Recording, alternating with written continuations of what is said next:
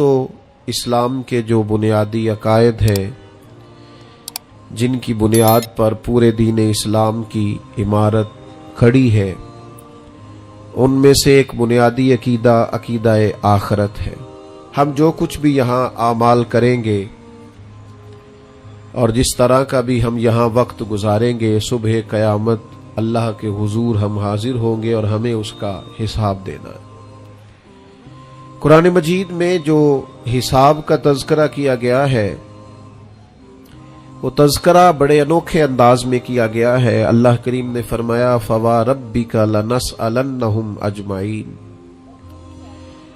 محبوب تیرے رب کی قسم، ہم ضرور ان سے حساب لیں گے، ہم ضرور ان سب سے سوال پوچھیں گے۔ اللہ فرماتے ہیں حبیب میں نے ان سب سے سوال پوچھنا ہے۔ کیا پوچھنا ہے؟ اما کانوا یعملون، وہ جو عمل انہوں نے کیے، وہ جو عمل یہ کرتے تھے، اس کے بارے میں ضرور ان سے سوال پوچھنا ہے۔ قیامت والے دن ہر شخص سے سوال کیا جائے گا۔ ثم لتسألن یومئذ عن النعیم، اللہ فرماتا ہے ہر نعمت کے بارے میں میں تم سے پوچھوں گا۔ نبی رحمت نور مجسم شفیع معظم صلی اللہ تعالی علیہ وسلم اللہ کے حضور یہ دعا مانگا کرتے، اے اللہ مجھ سے آسان حساب لینا۔ حضور سے کیا حساب ہونا ہے؟ نبی پاک کے صدقے اللہ اگلے پچھلوں کی بخشش فرمائے گا، لیکن حضور جو دعا مانگتے کہ اللہ آسان حساب لینا، تو سیدہ عائشہ صدیقہ رضی اللہ تعالی عنہ عرض گزار ہوتی، یا رسول اللہ صلی اللہ تعالی علیہ وسلم اس کا کیا مطلب؟ تو حضور ارشاد فرماتے، عائشہ آسان حساب کا مطلب یہ ہے کہ اللہ بس پوچھے اور پھر صرف نظر کر دے، پھر معاف کر دے، ورنہ جس سے اس نے سوال جواب کیے اس کے لیے مشکل ہو جائے گی۔ دعا کرو اللہ اپنے فضل سے درگزر فرمائے، ورنہ صبح قیامت سوال دیکھیے نا، اگر قیامت قائم ہی نہ ہو، سوال جواب کا سلسلہ ہی نہ ہو، باز پرس ہی نہ ہو، تو وہ بیچارے غریب، مساکین، مظلوم جنہوں نے زندگی میں ظلم سہے، تکلیفیں برداشت کی، جابروں، ظالموں، وڈیروں، چودھریوں کی تکلیفیں جنہوں نے اپنے وجود پر سہی، اس امید پر کہ قیامت میں اللہ کے حضور حساب کیا جائے گا، تو اگر یہ حساب بھی نہ ہو، قیامت قائم ہی نہ ہو، تو وہ مظلوم کدھر جائیں گے؟ قیامت میں حساب ہونا ہے، اور یہ جو جواب دہی کا تصور ہے کہ ہمیں اللہ کے حضور حاضر ہونا ہے، یہی تصور ہماری زندگی کو بہتر کرتا ہے، یہی تصور ہماری زندگی کو بہتر کرتا ہے۔ اور جو اصل زندگی ہے نا، وہ زندگی بھی آخرت کی زندگی ہے، والآخرۃ خیر وابقیٰ۔ اللہ فرماتے ہیں آخرت کی زندگی بہتر بھی ہے اور ہمیشہ باقی رہنے والی بھی۔ میرے بھائیوں یاد رکھیے گا، نبی پاک علیہ السلام نے خود 2 ٹوک لفظوں میں اس دنیا کا تصور ہمارے سامنے بیان کیا۔ یہ جو لوگ کھو جاتے ہیں نا، مال کمانے نکلے تو پھر کھو گئے، شہرت کمانے نکلے تو پھر کھو گئے، عزت کمانے نکلے تو پھر کھو ہی گئے، اقتدار کے لیے نکلے تو کھو ہی گئے، اور اس طرح بھولے کہ اپنے آپ کو بھی بھول گئے، اپنے رب کو بھی بھول گئے، روز محشر کو بھی بھول گئے، اپنی قبر کو بھی بھول گئے، قیامت میں اللہ کے حضور حاضر ہونا تھا اس بات کو بھی بھول گئے۔ 2 ٹوک لفظوں میں اللہ کے حبیب علیہ الصلوۃ والسلام نے اس دنیا کا تصور واضح کیا ہے، اس میں کوئی ابہام نہیں رہنے دیا، کوئی چیز مہمل نہیں چھوڑی، بالکل کھول کے حضور نے بیان کیا، اور ایک عام انسانی ذہن کی سطح تک اللہ کے حبیب نے اس دنیا کا تصور بیان کیا۔ وہ جو دنیا ہمیں بڑی میٹھی لگتی ہے، وہ جو دنیا ہمیں بڑی پیاری لگتی ہے، اور جس میں مگن ہو کر ہم معاذ اللہ غافل ہو جاتے ہیں۔ حضور گزر رہے تھے، بکری کا بچہ مرا ہوا پڑا تھا، اور پڑا بھی روڑی کے ڈھیر پہ تھا، کریم اسے دیکھ کے رک گئے، اور بالکل ایک عام انسانی سطح کے مطابق حضور نے سوال کیا، بالکل سادہ آدمی بدو بھی سمجھ جائے۔ کریم فرمانے لگے یہ بکری کا بچہ مرا ہوا روڑی کے ڈھیر پر پڑا ہے، مجھے بتاؤ اس کے مالک کی نظر میں اس کی بھلا کیا قیمت ہوگی؟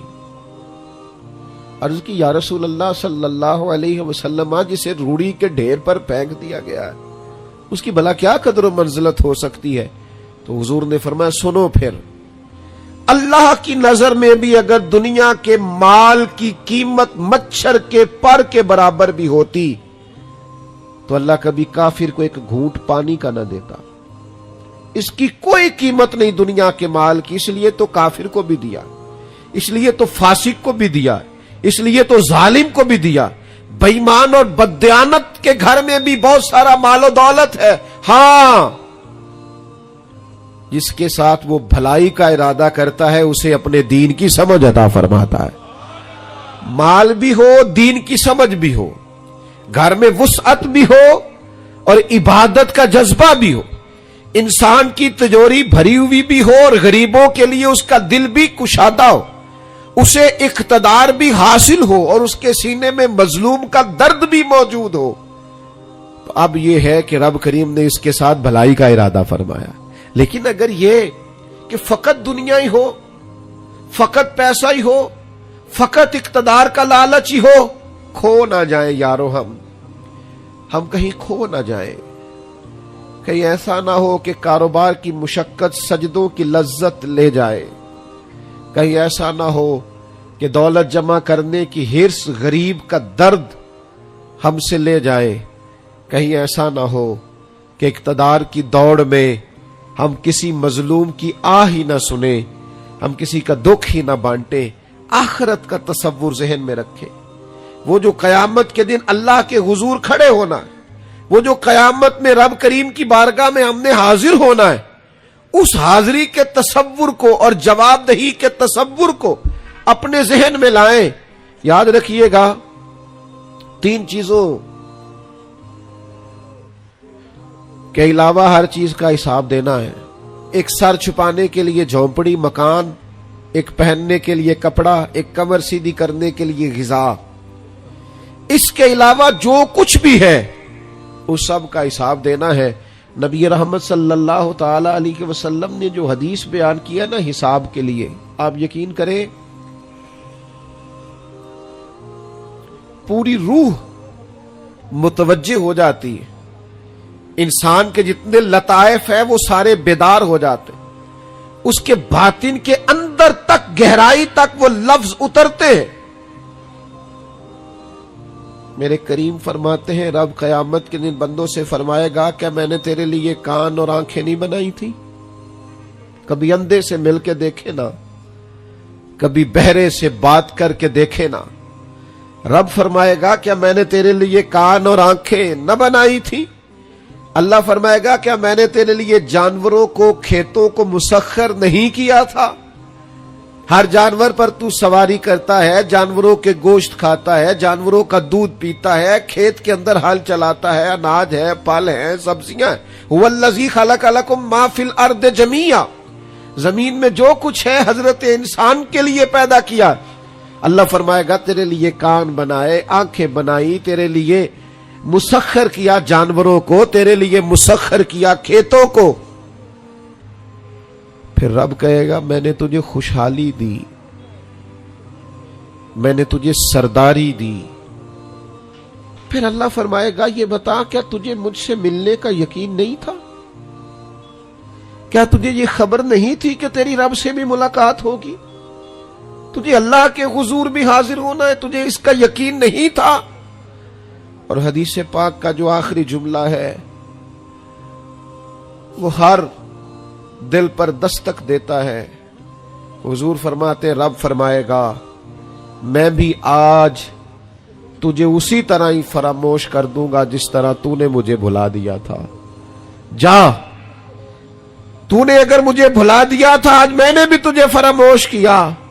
دعا کرو ہمارے ساتھ یہ سلوک نہ ہو۔ ہم تو مالک کے کرم کی امید پر ہی قبر میں جائیں گے، اس کی رحمت کی امید پر ہی میدان محشر میں کھڑے ہوں گے۔ باقی پتہ سارا ہے سردار نو کیتیاں دا، ایدہ پردہ پایا ہی تیرا پلا ہو سی۔ خبر تو ساری ہے، پتہ تو سارا ہے، علم تو سارا ہے، سب سے زیادہ ہم جانتے ہیں کہاں کہاں نافرمانی ہوئی. یاد رکھنا اس کے حضور کھڑے ہونا ہے, اللہ کے حضور جواب دینا ہے. اگر ظلم کیا ہے ملازم پر تو جواب پھر بھی دینا ہے, ظلم کیا ہے گاہک پر تو جواب پھر بھی دینا ہے, اگر ظلم کیا ہے پڑوسی پر تو جواب پھر بھی دینا ہے. فَوَرَبِّكَ لَنَسْأَلَنَّهُمْ أَجْمَعِينَ, محبوب تیرے رب کی قسم. اپنے لفظوں میں بات کروں, اللہ کہتا ہے محبوب مینوں تیرے رب دی قسم میں انہاں نوں پوچھ لینا ہے, پوچھ لینا ہے میں نے ان سے سوال کرنا ہے. اما کانوا یعملون, جو یہ عمل کرتے تھے پوچھوں گا, سوال کروں گا.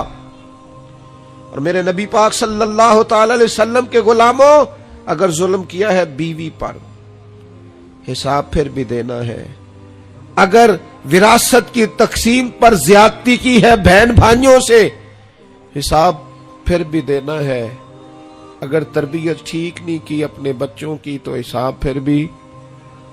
تم سربراہ تھے ایک ادارے کے, تمہارے پاس امانتیں آتی تھیں, بچے پڑھتے تھے, مجموع کے مجمع تم سے عقیدتیں رکھتے تھے, لوگ تمہیں نیک سمجھتے تھے, ہاتھ چومتے تھے, پھول پھینکتے تھے. تم نے بڑی عزتیں سمیٹی, تم نے خوشحالیاں اور سرداریاں سمیٹی. فَوَرَبِّكَ لَنَسْأَلَنَّهُمْ,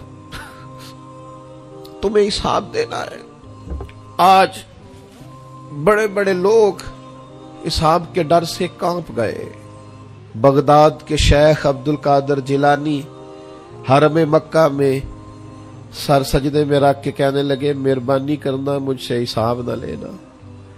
خواجہ حسن بصری کہتے ہیں میں حرم میں تھا, اپنے حجرے میں تھا, کسی کے چیخنے کی آواز آئی, یا اللہ معاف کر دے, یا اللہ معاف کر دے, حساب والے دن میرے اوپر نرمی کرنا. فرماتے میں نے کہا کوئی گناہگار آہوزاری کر رہا ہے, میں جا کے تسلی دیتا ہوں. اور جب میں نے جا کے چہرہ دیکھا فرماتے کلیجہ پھٹ گیا, وجود کانپ گیا, اور میں اس دعا کرنے والے کے قدموں سے لگ گیا.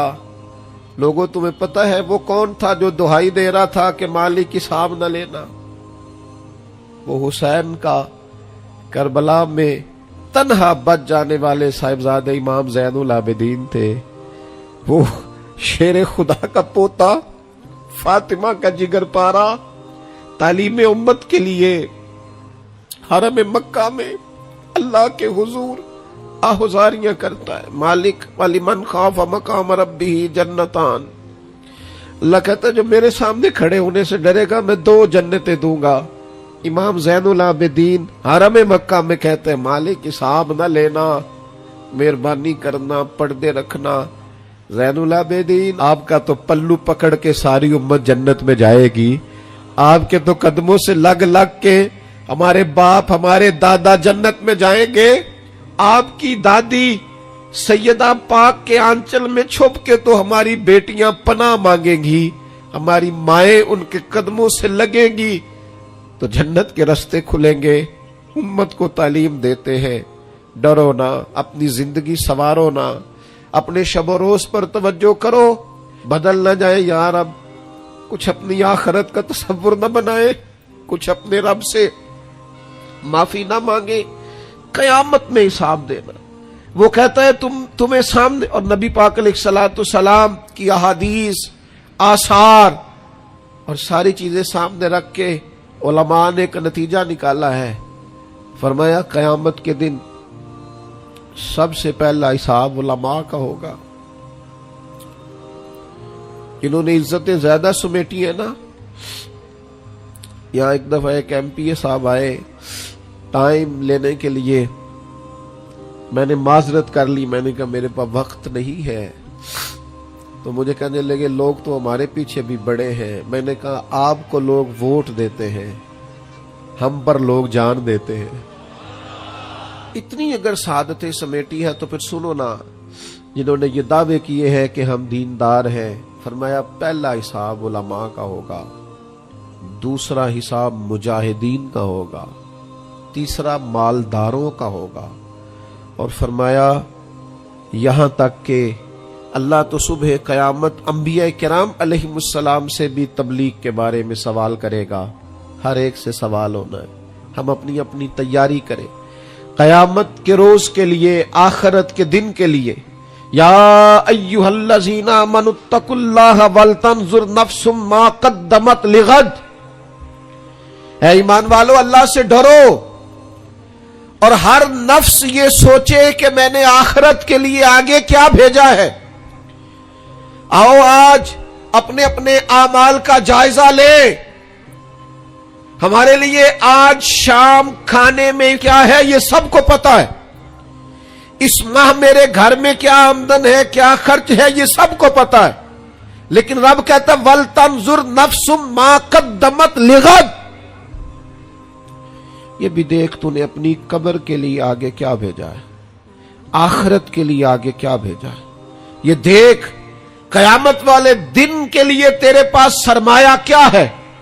وہاں جب اللہ کے حضور حاضر ہونا ہے تیرے پاس پیش کرنے کو کیا ہے. جناب صدیق کے پاس پیش کرنے کو وفا ہے, امت کی خدمت گزاری ہے جناب عمر کے پاس, جناب عثمان غنی کے پاس سخاوت ہے, مولا علی نے ہر میدان میں تلوار چلا کے اسلام کا جھنڈا بلند کیا ہے, حسین ابن علی نے سر دے کر اللہ کے حضور نظر پیش کی ہے. میں بھی سوچوں نا یار, آپ بھی سوچے نا, نعمتوں کی بہتات کتنی.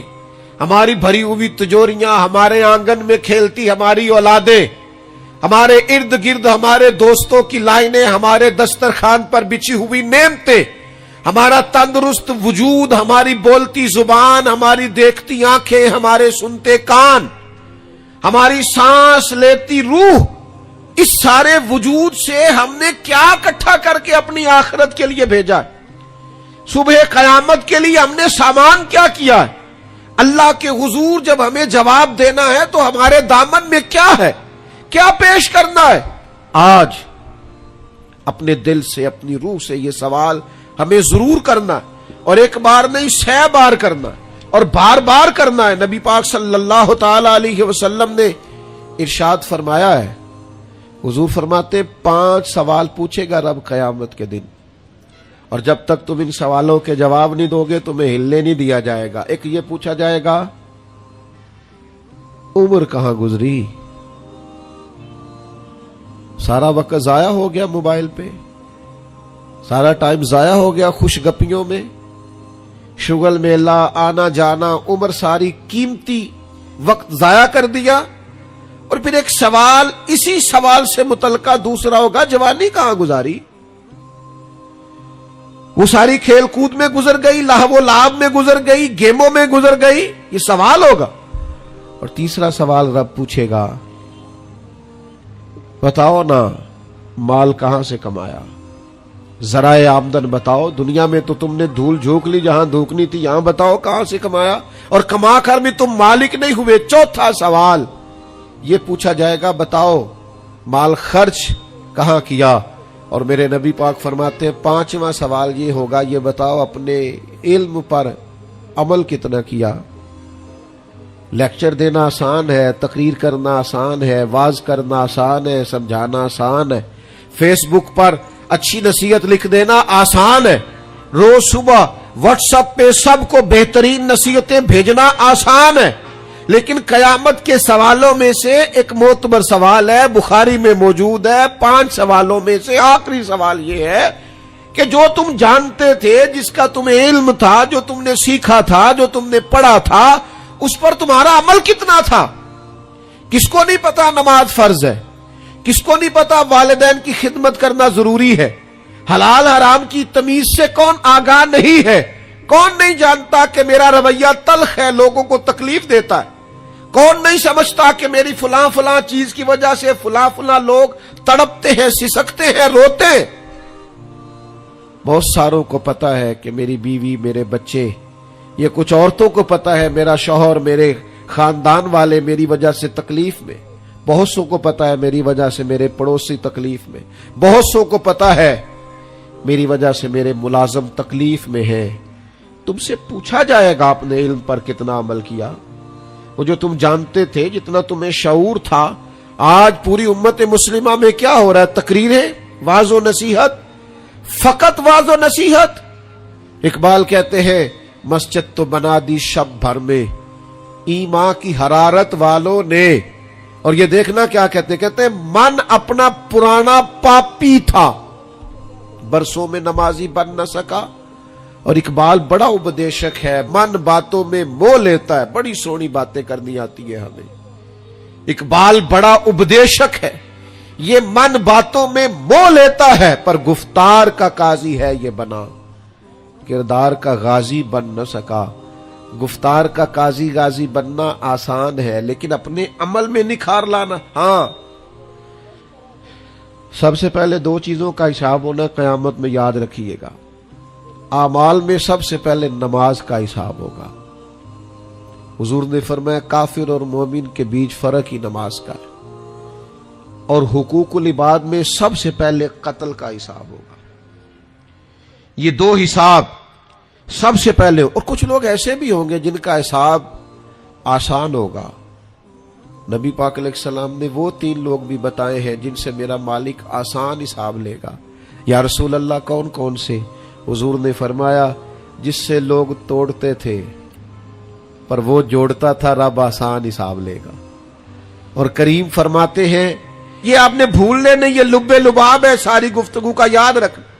فرمایا جو تجھے محروم کرے اسے عطا کر، جو تجھ سے توڑے تو اس سے جوڑ، اور جو تجھ سے زیادتی کرے تو اسے معاف کر دے۔ اللہ قیامت میں تجھ سے آسان حساب لے گا، اللہ تیرے لیے قیامت میں آسانی پیدا کر دے گا۔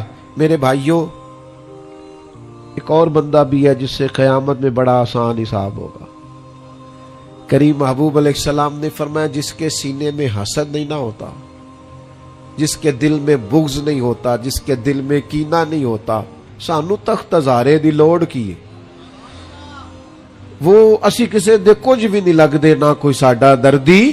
وہ جو سینہ بالکل، جن کا سینہ بے کینہ ہوتا ہے نا، کشادہ دل، سب کے لیے پیار، سب کے لیے محبت، سب کے لیے وارفتگی، ہر ایک، سارے سمجھتے ہیں مجھ سے ہی پیار زیادہ ہے، سینہ کشادہ ہے، دل بڑا ہے۔ فرمایا جن کے سینے کشادہ ہوں گے، بغض سے، عداوت سے، حسد سے، کینے سے پاک ہوں گے، اللہ قیامت میں آسان حساب لے گا۔ اچھا، میرا وجدان کہتا ہے کہ میرے نبی پاک کے پاک لفظوں کا معنی یہ ہے قیامت میں رب ان سے فرمائے گا جاؤ میں نے تمہیں معاف کیا۔ جن کے سینے صاف ہوں گے، دل صاف ہوں گے، پاک ہوئے تے پاک ہی مل ڈائی، بنا پاکو پاک نہیں ملدا۔ سارے وجود نو دھون دے نالوں اکو دھولا ٹکڑا دل دا، دل ہو صاف، دل ہو کشادہ، 14 طبق دلے دے اندر اساں تمبو وانگو تانے ہوں۔ یہ تمبو دیکھ رہے ہو نا، چھاؤں دے رہا ہے نا، جل رہا ہے نا، درویش کہتے ہیں 14 طبق میرے دلے دے اندر تے میں تمبو وانگو تانے ہوں، دل دریا سمندروں ڈونگے، تے کون دلان دیا جانے ہوں، اساں کیتی ہے جان حوالے رب دے، ایسا عشق کمایا مرن تو پہلو ہی مر گیا باہو، تا مطلب نو پایا ہے، چھوڑ دیے جائیں سارے کینے۔ جب قیامت میں اللہ کے حضور حاضری کا ڈر ہو نا، تو پھر نہ بندہ بددیانت نہیں ہوتا، بے ایمان نہیں ہوتا، لاکھوں کروڑوں اربوں بھی آئیں تو کبھی بھی اس کی رال نہیں ٹپکتی، کبھی بھی اس کا دل للچاتا نہیں۔ اور اگر لوگ بددیانت ہو جائیں تو چوری ککھ دیوی تے چوری لاکھ دیوی، پھر لوگ 1 روپیہ بھی نہیں چھوڑتے، پھر ذرا سی بات پہ بددیانت ہوتے ہیں۔ صحیح بخاری مسلم میں حدیث ہے، نبی پاک علیہ السلام فرماتے ایک شخص نے زمین بیچی، دوسرے نے خرید لی، جب وہ خریدنے والے نے اسے کھودا تو اندر سے خزانہ نکل آیا۔ مجھے بتاؤ خزانہ نکلے تو لوگ چھپاتے نہیں پھرتے، لوگ تہ کے اندر نہیں لے کے جاتے، وہ خزانہ نکل آیا۔ اس نے کیا کیا، وہ لے کے اس شخص کے پاس چلا گیا جس سے اس نے زمین خریدی تھی، کہنے لگا یار تیری زمین سے خزانہ نکل آیا، میں نے زمین خریدی تھی، خزانہ تو نہیں نہ خریدا تھا۔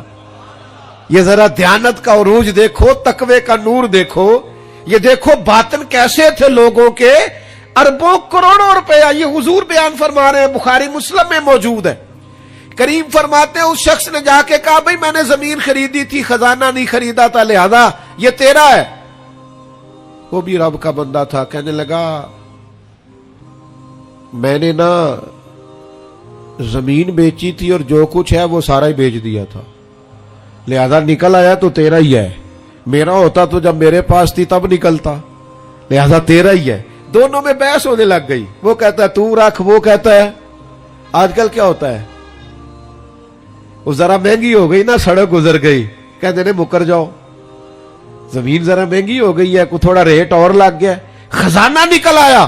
حضور فرماتے ہیں وہ دونوں ایک دانا کے پاس گئے اور جا کے کہا یار یہ مسئلہ بن گیا ہمارے لیے، خزانہ نکل آیا زمین سے، تو اب میں اسے کہتا ہوں تو لے واپس، چونکہ تیری زمین سے نکلا ہے، تو یہ کہتا ہے میں نے زمین بیچی تو خزانہ بھی بیچ دیا۔ وہ دانا کہنے لگا تمہاری کوئی اولاد بھی ہے؟